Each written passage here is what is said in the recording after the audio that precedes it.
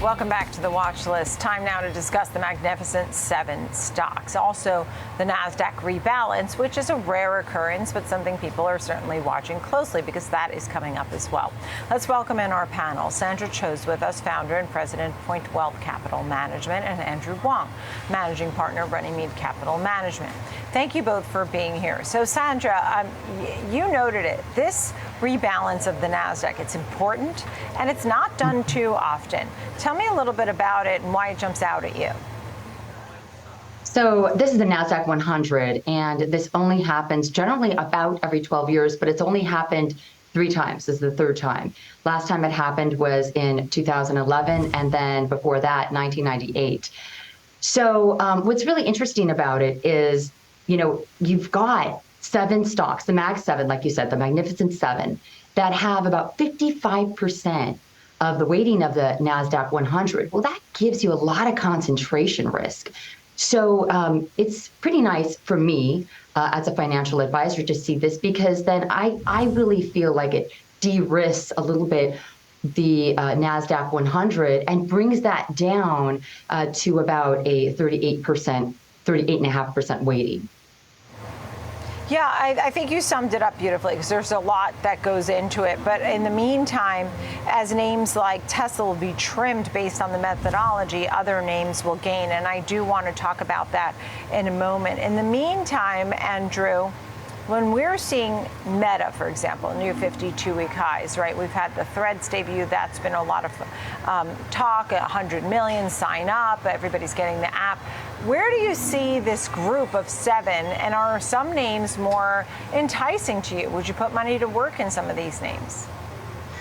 Well, I've seen figures that indicate the concentration risk in the S&P 500 is currently higher than it was at the peak of the dot-com bubble in 2000.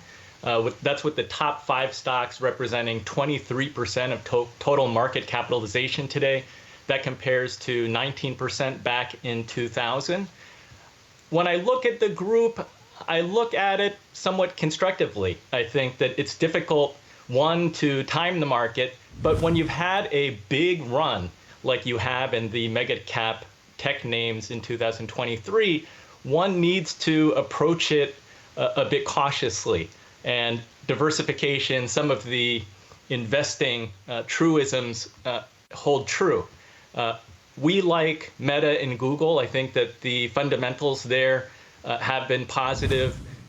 There was an inflection in ad spend in the first quarter, and that appears to have continued going into both June and July. We're approaching a slower time seasonally for ad spend going into August, when many people are going on vacation. But I think that there are positive fundamentals there that we like. Right, understood. And that was for which name? Which name did you like the best, Andrew? That's Meta and Google. Meta and Google. I thought you said Google. Sandra, as we talk about this rebalancing, it's really a reweighting. So no names come out of the Nasdaq 100.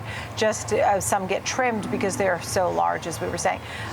Just like money managers have to track the S&P 500, they track the Nasdaq 100 as well. Do you think that'll change how people look at other names that may have a heavier weighting going forward? I think, people are going to be looking at all of that. But I think the most interesting thing about this reweighting is that there are some winners to this. And the winners are the companies that are now going to have more weighting because of the reweighting. So, for example, Starbucks, Booking Holdings, Mondelez, you see these names kind of popping up because they are going to have actually more weighting than they did previously before this reweighting.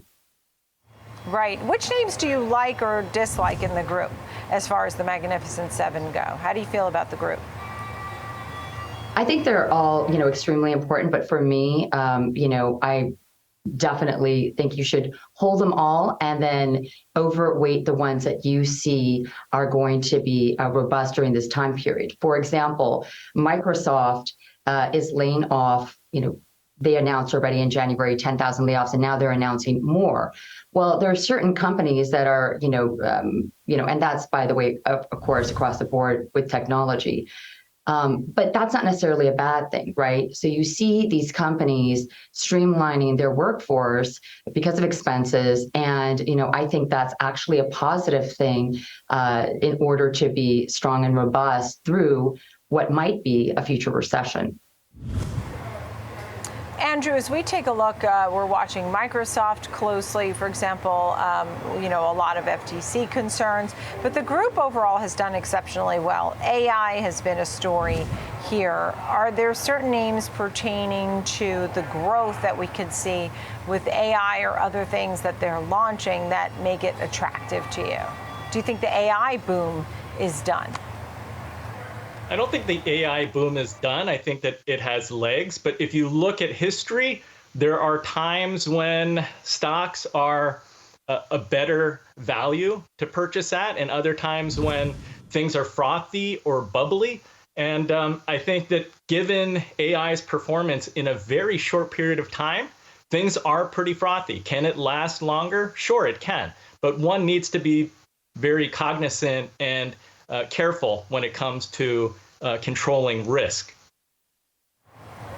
So last but not least, thank you for that.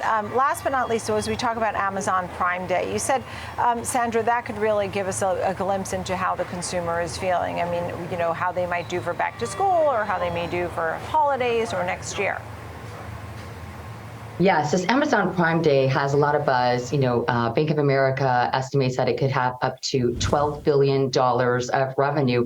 That's only about 2% of Amazon's annual revenue. But I think it's indicative of consumer sentiment and consumer spending, because on Amazon Prime Day, there's also going to be a lot of competition, like, for example, from Target, Macy's. They want to make sure that they are having sales at the same time in order to compete. So on this day, we're going to see our consumers still spending in the wake of higher inflation.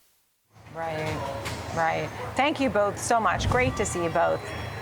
Sandra Cho, Point Wealth Capital Management, and Andrew Wang, Runnymede Capital Management. Thank you.